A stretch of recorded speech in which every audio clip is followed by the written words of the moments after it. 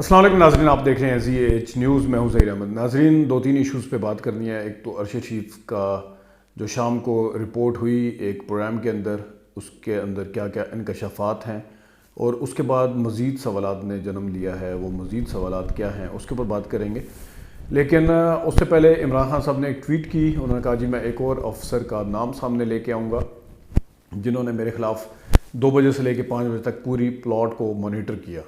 جو کچھ کرنے جا رہے تھے وزیر آباد میں، جو کچھ ہوا ہے اس کے اوپر بات انہوں نے کی ہے.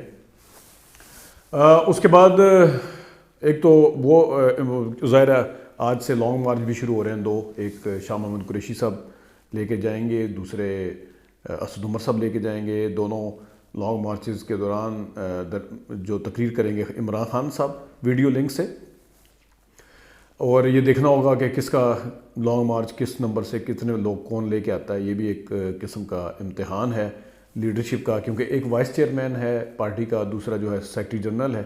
دیکھتے ہیں کہ کون لے کے جاتا ہے. لیکن عمران خان صاحب کی جو ٹویٹ ہے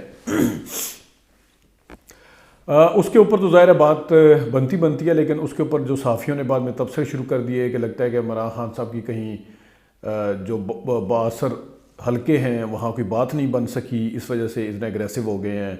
کچھ لکھ رہے ہیں کہ نہیں عمران خان صاحب مایوس ہو چکے ہیں، کچھ لکھ رہے ہیں کہ ان کے ہاتھ میں کچھ نہیں آیا. اب یہاں پہ سوال تو یہ بنتا ہے کہ جس وقت آپ کہتے ہیں کہ عمران خان صاحب خاموش ہو گئے ہیں، تو پھر یہی لوگ کہہ رہے ہوتے ہیں کہ لگتا ہے کہ عمران خان صاحب کی ڈیل ہو گئی ہے، عمران خان صاحب چپ ہیں یا کسی وجہ سے پیچھے ہٹ رہے ہیں.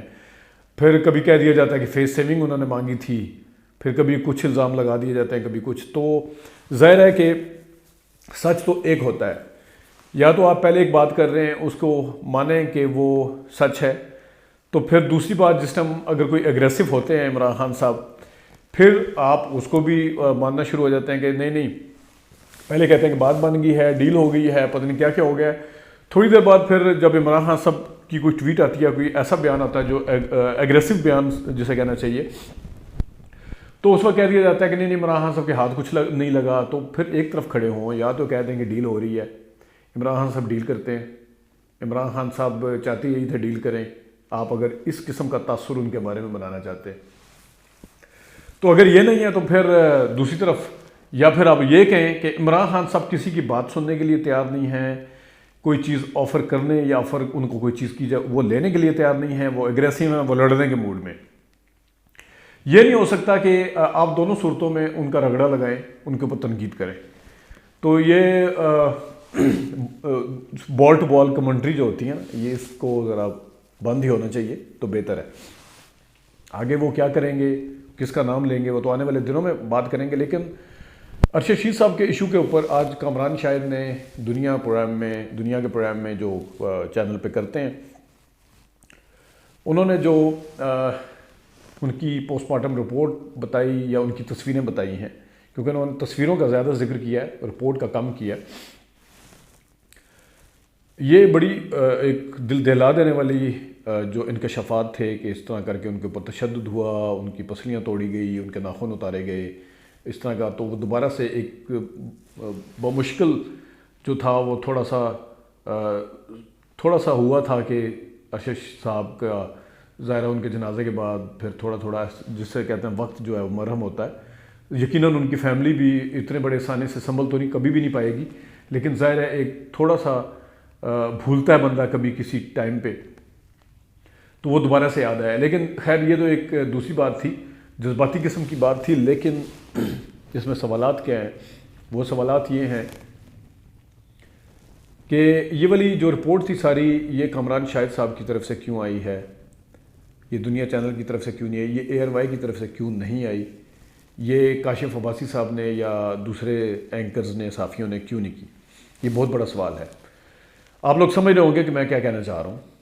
یا تو اس تمام سٹوری کو جو انہوں نے جو اینگل دیا ہے وہ اے آر وائی پہ یا اے آر وائی کے جرنلسٹ اس کو بائی کرنے کے لیے تیار نہیں تھے، یا ان کو کوئی دینا نہیں چاہتا تھا، یا وہ اس قسم کی رپورٹ کو، جتنا کاشف صاحب کو میں جانتا ہوں، جس طرح وہ جذباتی بھی ہوئے، ظاہر ہے ان کا ساتھ ہے اتنا پرانا، وہ ذکر بھی نہیں کرنا چاہ رہے. میں نے تو یہ بھی سنا تھا کہ وہ ان کی مدر کو بھی نہیں بتانا ان کے ذمہ لگایا گیا تھا کہ آپ بتائیں اس طرح ہو گیا سانیہ، تو وہ بھی نہیں بتانا چاہ رہے تھے.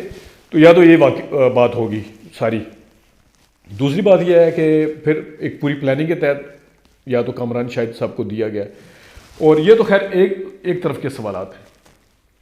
جو سب سے بڑے سوالات ہیں کہ یہ والی رپورٹ اور جو کل شہباز شریف صاحب نے منگل کو جو خط لکھا ہے وہ، اور جو پوسٹ مارٹم یہاں ان کی فیملی نے کروایا، یہ ساری کڑیاں جو ہیں وہ ایک دوسرے سے ملی ہوئی ہیں۔ اگر ارشد شریف صاحب کی والدہ یہاں پہ پوسٹ مارٹم نہ کرواتی تو کیا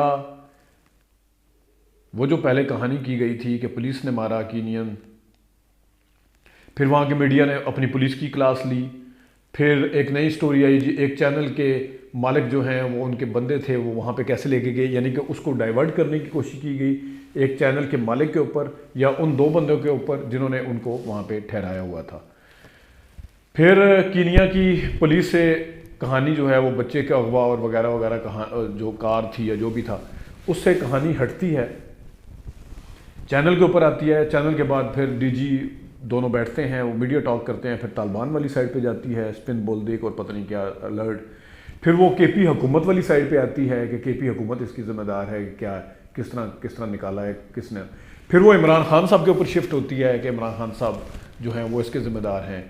تو پہلے کینین پولیس کے اوپر آپ کو آپ کی ریاست اور حکومت کی طرف سے بتایا جاتا ہے کہ یہ سٹوری ٹھیک ہے، پھر سوالات اٹھا دیے جاتے ہیں چینل کے اوپر، پھر انہی کی طرف سے سوالات عمران خان صاحب کے اوپر اٹھا دیے جاتے ہیں۔ تو یہ اتنا زیادہ کمپلیکیٹڈ ایشو ہے جس پہ سوالات پہ سوالات پہ سوالات آتے ہیں۔ اب یہاں سب سے بڑا سوال یہ ہے کہ اگر ارشد شریف صاحب کی والدہ جو ہیں، والدہ صاحبہ جو ہیں، وہ اگر اس کے اوپر انسسٹ نہ کرتی پوسٹ مارٹم کے اوپر، تو کیا پھر بھی یہی والے لیٹر لکھے جاتے جو شہباز شریف صاحب کی طرف سے لکھے گئے ہیں، یہ سوال اٹھائے جاتے جو شہباز شریف کی طرف سے اٹھائے گئے ہیں؟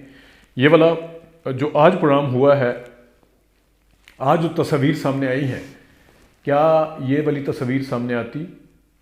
کیا وہ ان کی والدہ کو اسلام آباد ہائی کورٹ میں جانا پڑتا کہ مجھے پوسٹ مارٹم کی رپورٹ نہیں دی جا رہی؟ کیا یہ سارا کچھ ہوتا؟ کیونکہ رپورٹ نہ دینا اور خاص طور پہ والدہ کو نہ دینا، ان کی فیملی کو نہ دینا، تو یہ بھی کافی سارے سوالات اٹھاتا ہے کہ کون رپورٹ نہیں دینا چاہ رہا؟ کیا کینیا کی پولیس ہے جو منع کر رہی ہے یہاں کے پوسٹ مارٹم رپورٹ دینے سے؟ کیا حکومت ہے؟ کیا کوئی اور طاقتور حلقے ہیں؟ کون ہیں ایسے جو نہیں دینا چاہتے یا نہیں بتانا چاہتے کہ کیا ہوا تھا؟ اور پھر اگین وہی میرا سوال ہے کہ اگر یہاں پہ پوسٹ مارٹم نہ ہوتا تو کیا یہ اتنی ڈیولپمنٹ ہوتی جو آج ہوئی ہے اور جو کل ہوئی تھی؟ اس کو منگل والے دن جو شہباز شریف صاحب نے لیٹر لکھا، تو اس کے اندر بہت زیادہ سوالات ہیں، اسی کے اندر ہی کہیں جواب ہے، لیکن معاملہ جو ہے وہ بہت تکلیف دہ ہے۔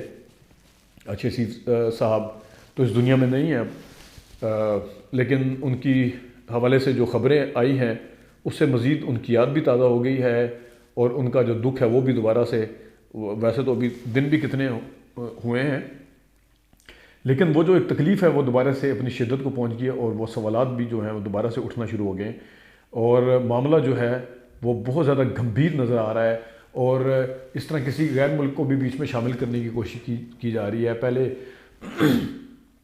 اس کا ون لائنر صرف یہ ہے کہ معاملہ جو ہے وہ کہیں نہ کہیں کوئی نہ کوئی ڈائیورٹ کرنے کی کوشش کر رہا ہے، کبھی کینین پولیس پہ، کبھی چینل پہ، کبھی عمران خان پہ، کبھی کے پی گورنمنٹ پہ، کبھی طالبان پہ، کبھی فورن پہ، اب آگے کوئی نہ کوئی مسلسل اس تمام چیزوں کا نتیجہ، باقی تو کوئی پتہ نہیں کہ کس نے کیا کیا ہے، لیکن ایک ضرور ہے کہ معاملے کو اتنا زیادہ کمپلیکیٹڈ اور گمبھیر کیا جا رہا ہے کہ کوئی سرا بھی کسی کے ہاتھ نہ لگے۔